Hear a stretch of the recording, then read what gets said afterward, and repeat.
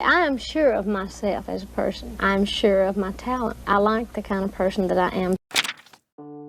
Picture this. You're at brunch with your best friends, sipping coffee, maybe something stronger, and someone leans in and says, "Did you hear about Dolly Parton's secret list of people she quietly iced out over the years?" And just like that, the gossip gods bless you. Because Dolly Parton, yes, the Dolly with the big hair, big heart, and even bigger hits, has been keeping receipts.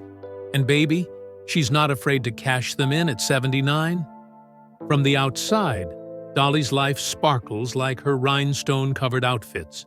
She's warm, she's witty, and she's always quick with a smile and a self-deprecating joke.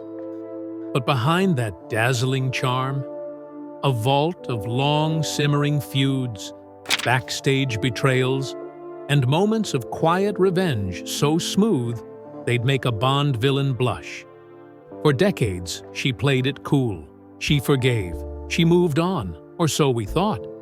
But now, as the spotlight softens and she reflects on her legendary journey, bits and pieces of those untold stories are surfacing in interviews, memoirs, and those oh-so-juicy offhand remarks that slip through like glitter on a velvet dress. This isn't your average celebrity shade.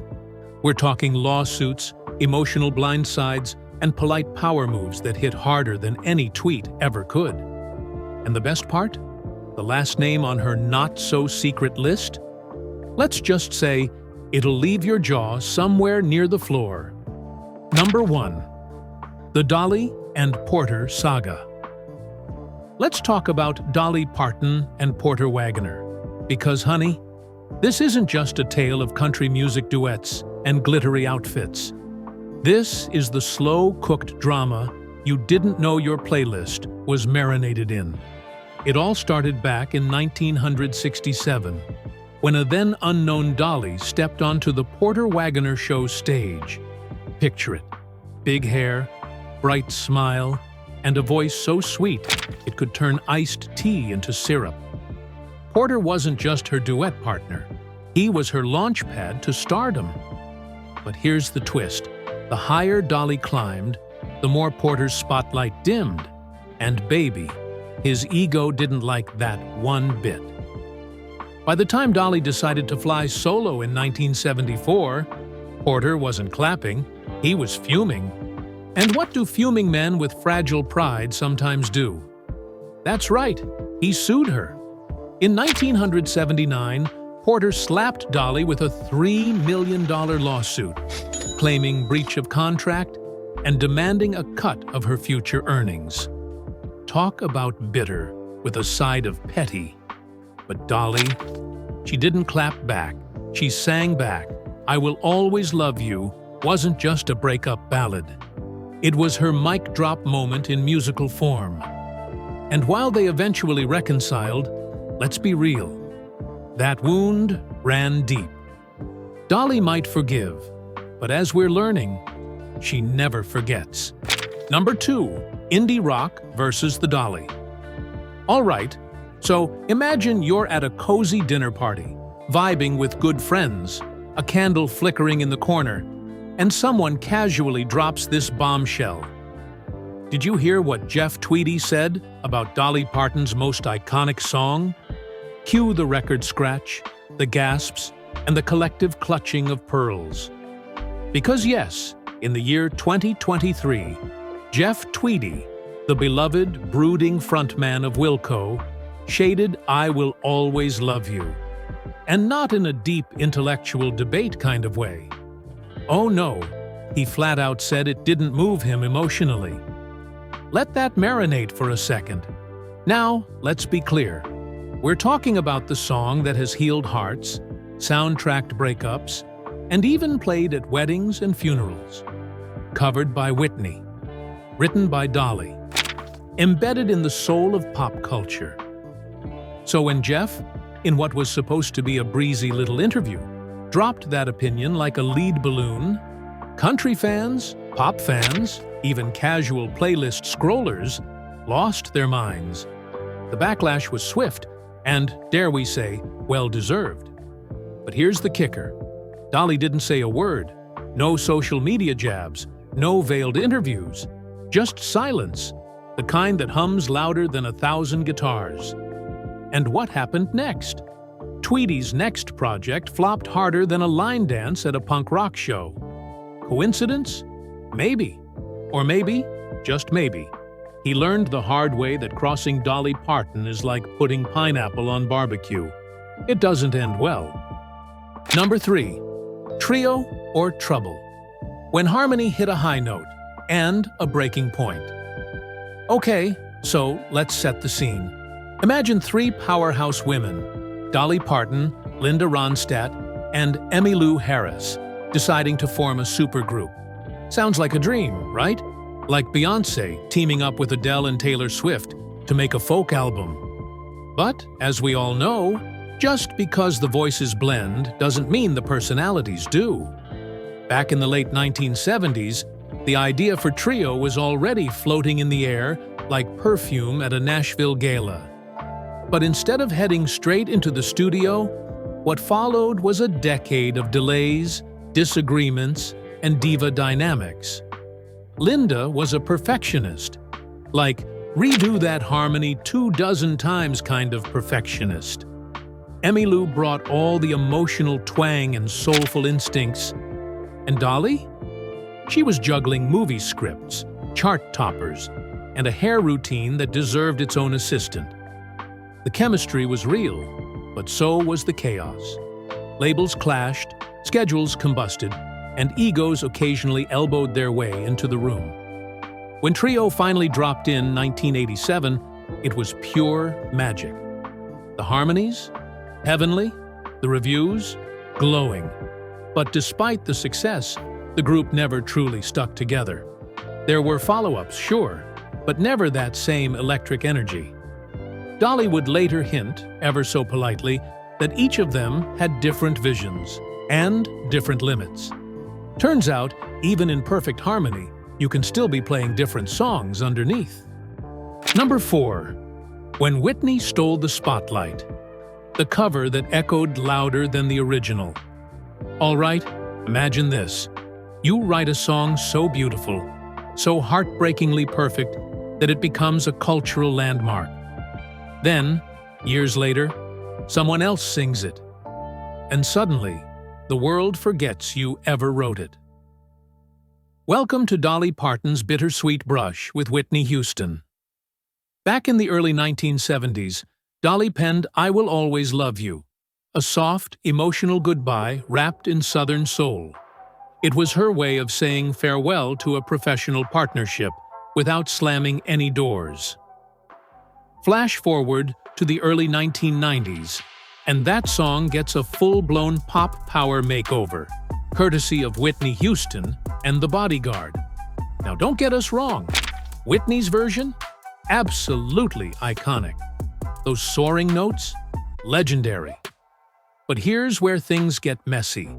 For a hot minute, people straight up forgot Dolly wrote it. Imagine crafting the Mona Lisa and watching someone else get all the credit just because they added lashes. There were whispers, questions, and maybe even a few side eyes.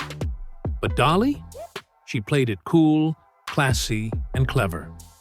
She praised Whitney, teared up over the cover, and dropped one of the most Dolly things ever. She used the royalties to buy a strip mall in Nashville. Yup, Dolly turned overshadowing into a business opportunity. Now that's what we call rhinestone revenge. Number 5. Miley, the wild child goddaughter. When family gets complicated in public, let's talk about the godmother-goddaughter duo that keeps Hollywood on its rhinestone toes, Dolly Parton and Miley Cyrus. Now, on paper, it sounds like a match made in country pop heaven. Dolly, the legendary queen of Southern charm, and Miley, the once sweet Disney darling who famously swung in on a wrecking ball. But when Miley flipped the script and traded Hannah Montana for latex bodysuits and foam fingers, fans had one burning question. What does Dolly think? Turns out, Dolly was watching and quietly calculating her response. She didn't jump into interviews clutching pearls. Instead, she delivered that classic Dolly diplomacy. I've told her things only a godmother can say, but I let her be herself. Translation? Yes, we've had those behind closed doors talks. But no, I'm not dragging her on national TV. Dolly stayed supportive, even when Miley was raising eyebrows at the VMAs or singing about heartbreak on live television. That takes love, patience, and maybe a little lavender-scented prayer. But you can bet there were moments of quiet cringing behind those sparkly stage lights.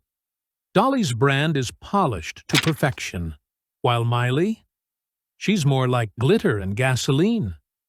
Still, Dolly never turned her back, proving that sometimes family drama plays out not with fireworks, but with quiet strength and the occasional side eye. Number 6. The silent clapback, when Dolly was called irrelevant and let karma handle the rest.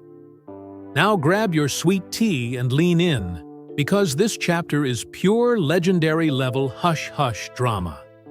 Picture this. It's the early 2010s. A panel of country music industry folks are sitting pretty under studio lights, and a young, cocky rising star, who clearly forgot his southern manners, allegedly drops the ultimate disrespect. He says, "She hasn't mattered to country radio in 20 years. Yes, he said that about Dolly freaking Parton. Now, nobody jumped to her defense.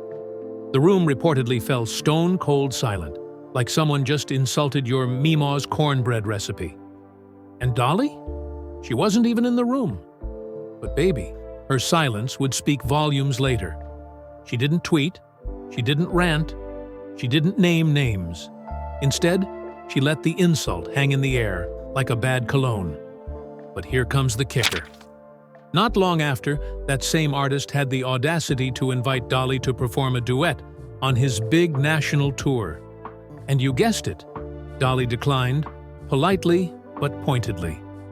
No messy press release, just a simple "no, thank you," delivered with all the elegance of a rhinestone-wrapped dagger. It's the kind of power move only Dolly could pull. Because when she chooses silence, it's not absence, it's strategy. And that, friends, is how legends handle shade. Final curtain call, rhinestones, resilience, and the art of silent payback. So here we are, friends, at the end of a journey that's been equal parts sparkle and shade. We've peeled back the sequined curtain on Dolly Parton's long memory, soft smile, and steel spine. And let's just say, it's been a wild ride.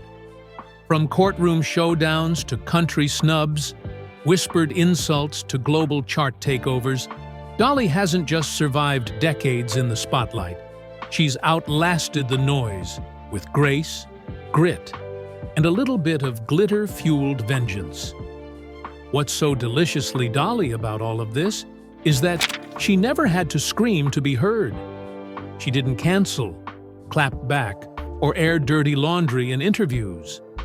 Instead, she mastered the kind of elegant silence that turns into a roar the minute you realize she's moved on without you, and cashed a royalty check while doing it. And sure, she might be all rhinestones and warm hugs on the outside, but make no mistake, behind that soft voice is a woman who remembers every slight, every betrayal, and every offhand insult. But that's what makes her iconic. Not the fame, not the wigs, not even the high notes. It's the way she turns pain into platinum, insults into inspiration, and every burned bridge into a lesson in poise. Because Dolly Parton doesn't hold grudges, she turns them into gold records.